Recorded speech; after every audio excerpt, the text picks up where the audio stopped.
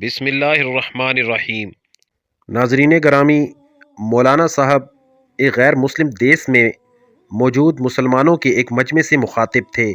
اس مجمع میں بہت سے غیر مسلم بھی موجود تھے۔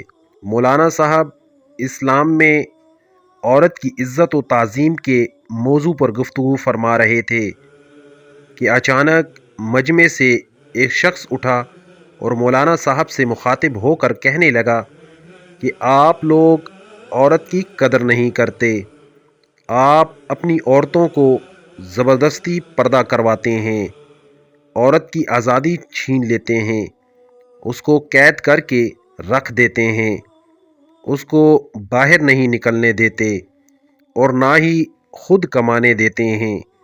مولانا صاحب خوشی سے سنتے رہے اور اس شخص کے چپ ہونے پر بولے کہ آپ اپنی لیڈی ڈیانا سے یا اپنی ملکہ سے کیوں کام نہیں کرواتے؟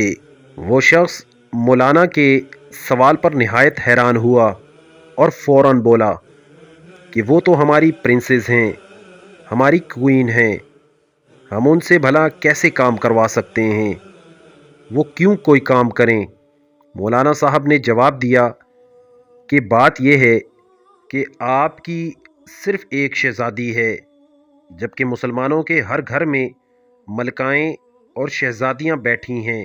کاش آج میرے نبی صلی اللہ علیہ وآلہ وسلم کی پوری امت کے قلوب میں اس بات کا احساس پیدا ہو جائے اور میرے تمام مسلمان بہن بھائیوں کی سمجھ میں عورت کا وہ مقام آ جائے جو اسلام نے اس کو دیا ہے۔ اگر آج مسلمانوں کے ایمان پختہ ہوتے اور وہ اپنے فرائض سے غافل نہ ہوتے تو کس کی جرت تھی کہ وہ مسلمانوں کی ان شہزادیوں کی جانب میلی آنکھ سے دیکھتا؟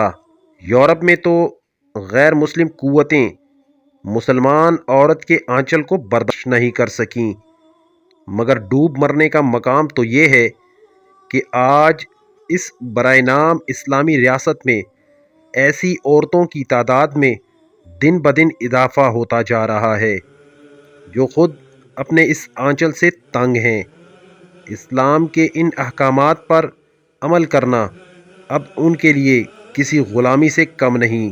غرض اس سے زیادہ اور افسوس کی بات کیا ہوگی کہ آج تو خود مسلمان عورتیں ہی اپنا مقام بھلائے بیٹھی ہیں۔ نہ جانے کل کے دن یہ عورت اللہ تعالیٰ کے سامنے کس منہ کے ساتھ کھڑی ہوں گی اور اپنے رب کو کیا جواب دیں گی۔ آج ہماری قوم کی ان شہزادیوں کی لبوں پر وہی اعتراضات ہیں جو اس انگریز کے مسلمانوں سے تھے۔